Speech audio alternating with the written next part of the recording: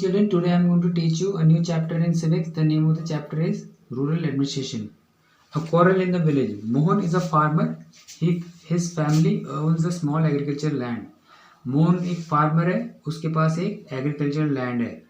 Now next to his land there is Raghu's land. उसके ठीक बगल में रघु का लैंड है, एग्रीकल्चरल लैंड है. अब that is separated by a boundary. One morning Mohan notice that Raghu had shifted the bund by few feet. एक दिन देखता है वो कि रघु ने अपनी जो बाउंड्री है उसको थोड़ा शिफ्ट कर दिया है. मोहन की जो बाउंड्री मतलब मोहन का जो लैंड है उस तरफ शिफ्ट कर दिया है. तो इसका मतलब उसने जो उसका जो लैंड है उस पर थोड़ा कब्जा कर लिया है. तो मोहन को गुस्सा आता है, तो लेकिन वो डर जाता है क्योंकि इसके जो अंकल है वो सरपंच हैं और इसकी जो फैमिली है उसके पास बहुत सारे लैंड है ना. उन दोनों के बीच में बहस होती है, लड़ाई होती है. इसके बाद वो रघु अपने हेल्पर्स को बुलाता है और वो इसको पीटने लग जाते हैं. इसके सर पे भी चोट आती है और इसके हाथ पे भी चोट आती है. जो नेबर्स होते हैं वो उनको बचाने के लिए आ जाते हैं, उसको बचाने के लिए. He was badly hurt on his head. तो जो इसका जो फ्रेंड है वो उसको कहता है कि पुलिस स्टेशन रिपोर्ट लिखा दो. तो लेकिन कुछ और नेबर्स कहते हैं कि पुलिस स्टेशन रिपोर्ट लिखाने की जरूरत नहीं है क्योंकि जो रघु की फैमिली उन्होंने पहले लिखा दी होगी. After much discussion it was decided that Mohan would go to the police station. तो बाद में ये डिसाइड करते हो कि पुलिस स्टेशन वो रिपोर्ट लिखाने जाएंगे. Now we move to next page of police station.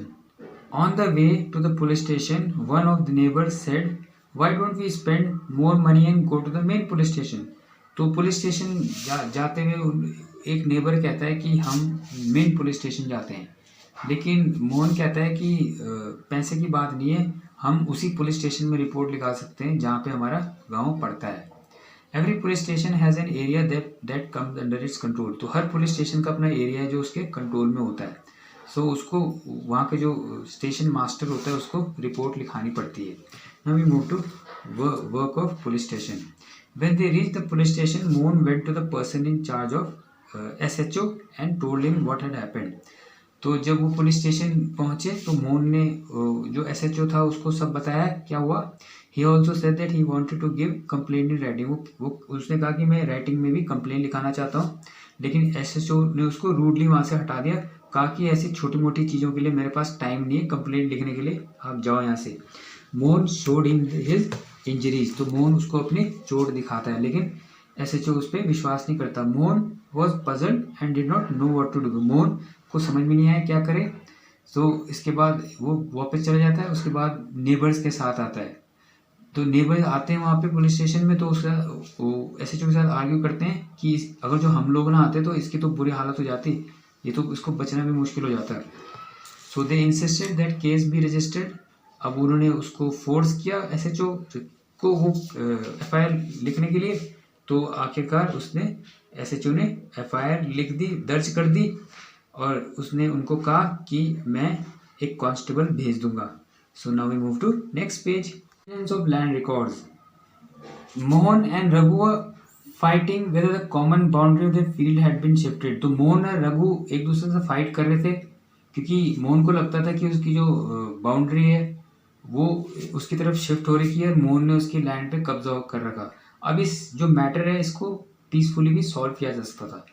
Measuring land and keeping land record is the main work of patwari. तो पटवारी का काम है लैंड को मेजर करना और लैंड रिकॉर्ड रखना अपने पास. पटवारी के अलग अलग नाम है अलग अलग जगहों पे. कहीं पे इसको लेखपाल कहते हैं, कहीं पे इसको कानूनगो कहते हैं, कहीं पे इसको कर्मचारी कहते हैं, कहीं पे इसको विलेज ऑफिसर कहते हैं. नाउ पटवारी के अंडर में ग्रुप ऑफ विलेजेस आते हैं. तो map and corresponding details from register on next page है small part of records kept by patwari. तो जो पटवारी होता है उसके पास नक्शा होता है और इसके अलावा उसके पास रजिस्टर होता है जिसमें वो लैंड रिकॉर्ड रखता है. Patwari has ways of measuring the land. अब पटवारी के पास तरीके होते हैं लैंड को मेजर करने के.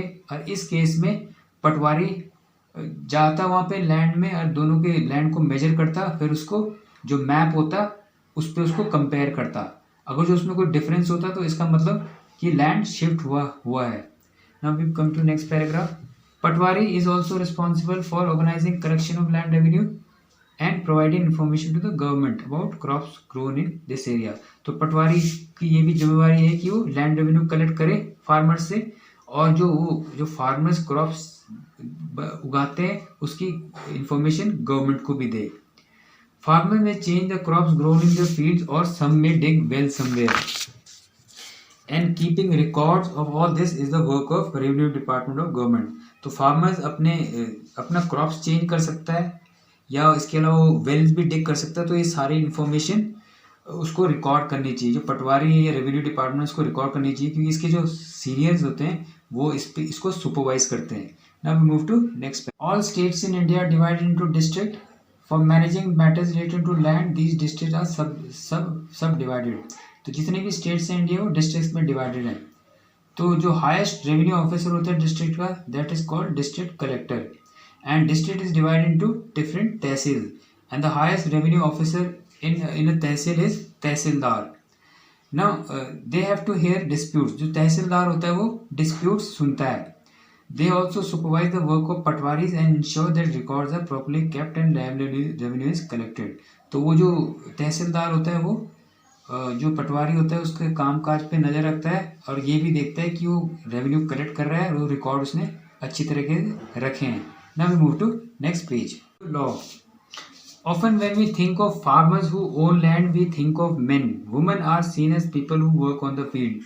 जब भी हम फार्मर्स के बारे में सोचते हैं तो हम कभी वुमेन के बारे में नहीं सोचते. हम हमेशा सोचते हैं कि फार्मर मैन ही हो सकते हैं.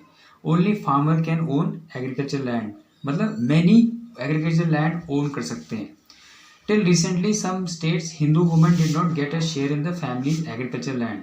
तो अभी तक आज तक ये हुआ था 2005 तक ये था कि जो वुमेन थी उसका कोई एग्रीकल्चर लैंड में कोई शेयर नहीं होता था. जो उसके फादर की डेथ के बाद जो प्रॉपर्टी होती थी वो सन्स में इक्वली डिवाइड होती थी और जो लेडी होती थी या लड़की होती थी उसके हाथ में कुछ नहीं आता था. Recently the law has change. In the new law sons daughters and their mothers can get equal share in the land. अब जो लॉ है वो बदल गया है. अब नए लॉ में इसे कहते हैं हिंदू सक्सेशन एक्ट 2005. इसमें है कि सन्स डॉटर्स और मदर्स सबको जो प्रॉपर्टी होती है वो उसमें इक्वल शेयर मिलेगा. The same law will apply to all states and union territories of the country. तो ये सारे जो लॉ हैं इंडिया सारे इंडियन स्टेट्स में और यूनियन टेरिटरीज में अप्लाई होंगे. So this is my chapter. Thank you.